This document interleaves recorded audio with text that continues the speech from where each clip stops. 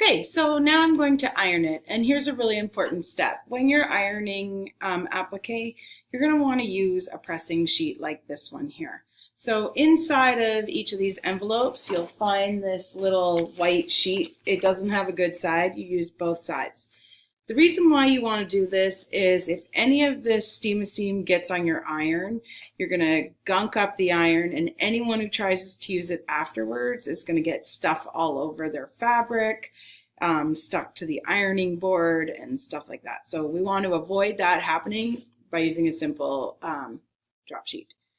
And you just have to press it really lightly over the piece onto the fabric for like 5 seconds.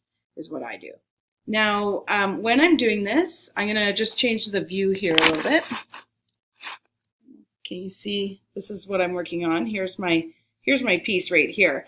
I make sure that I am not going off of the fabric onto the ironing board. If I go to the ironing board, it is going to stick to that and wreck the ironing board and potentially get stuff on the iron the next time somebody irons over it. So I have my piece down. I've peeled off the back.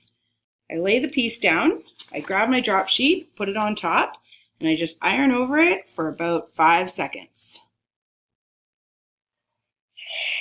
Take my drop sheet off, move it out of the way, and do the next one.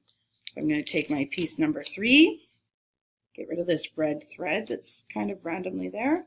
Put my piece down again. I'm not on the ironing board, I'm just on the fabric.